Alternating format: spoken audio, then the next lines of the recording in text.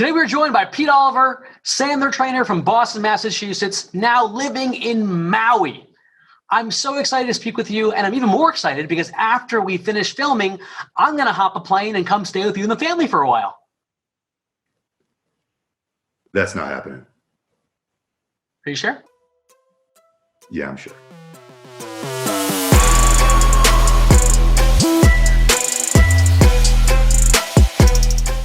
Pete, you have a really cool story.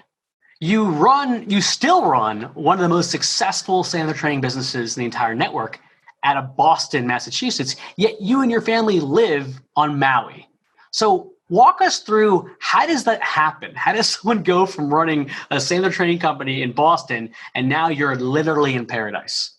You know, man, we only live once, and we wanted to live every day and every year like it was our last day and our last year. And everybody says seize the day, but we literally wanted to seize the day.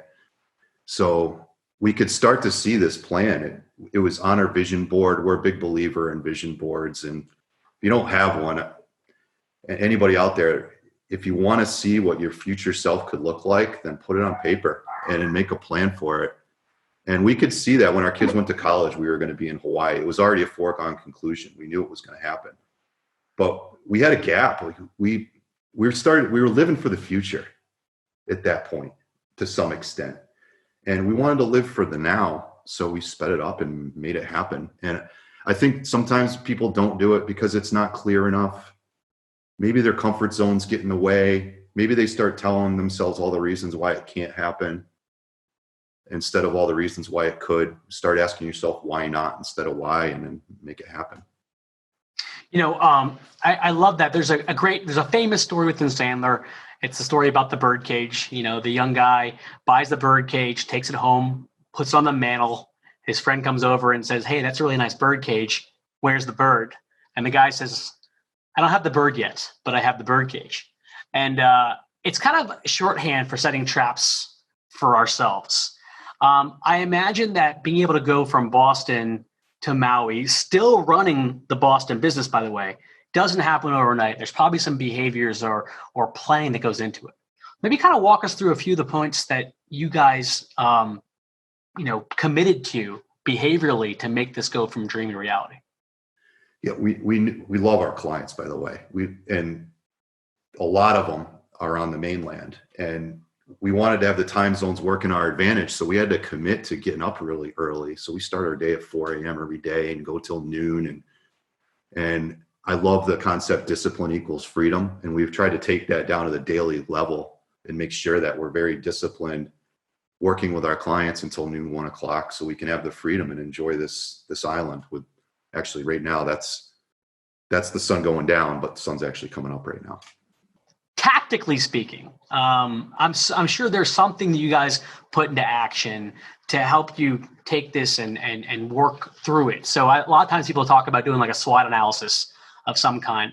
Maybe you can kind of go around the horn and kind of walk us through what was the SWOT analysis that you and your wife went through to help this even happen in the first place. Yeah, we did it. We definitely did a SWOT analysis. And I think it's extremely important when you're making any large decision, whether or not it's going to be successful, and if so, how. So if you think about strengths for us, a lot of our clients are global technology organizations, and they're everywhere anyway. So for us to be here, we didn't really see that as a weakness, because if we were committed to get up in the morning, we're going to be fine there.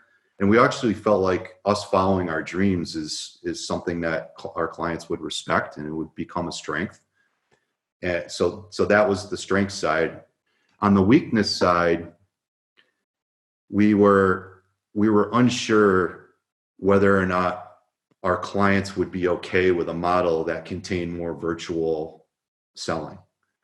Now, up until COVID, I did get on a plane once a month to go see our clients, but obviously now we haven't been. So we are worried about virtual being a weakness, but it frankly turned into a strength over time, which was kind of lucky. And then from an opportunities perspective, something I didn't know prior to deciding we're going to make the move, but apparently Maui is the #1 destination for sales incentive trips and executive retreats. So there's an opportunity there. We're not really sure what that looks like yet, but we're starting to figure that out. But that has become part of our focus, and that will become part of the future. At some point, we'll get involved with that business.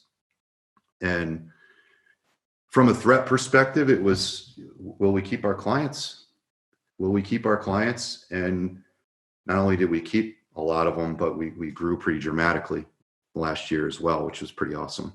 So that was basically the exercise we went through when we were making the decision to make the move. So Pete, I love that for several reasons. And one of the reasons is because I remember talking to Tim Goring on this show about the productive thought, question set. And there was one question where it says, what's the worst that can happen? And can you live with the worst if the worst comes true? And in this instance, even your SWOT analysis, like the threat piece and the weakness piece, it's easy for you to say, well, if the worst happens, I can probably live with it because I already built it once the first time. I'll just rebuild it. And so I love that. It's a good point. Like I almost kind of forgot about what the threat was, but the threat really was our business goes south.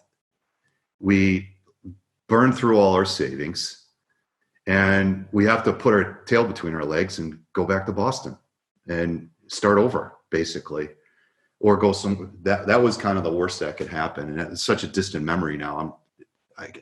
I'm actually mad I even thought that was a possibility at the time. Pete, thank you so much for sharing your story with us. It is admirable, absolutely amazing story. Sandler Worldwide Shoutouts, we are coming to you not quite live, but live enough from Maui, from paradise. Hope you guys at home learn something. Hope you can apply it to your business, and hopefully it'll help you summon the courage to go ahead and chase your dream.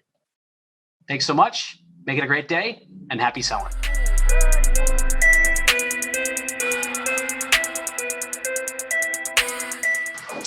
Like I literally have my orca is like my spirit animal. I want to be an orca. That's my goal. How can we do it?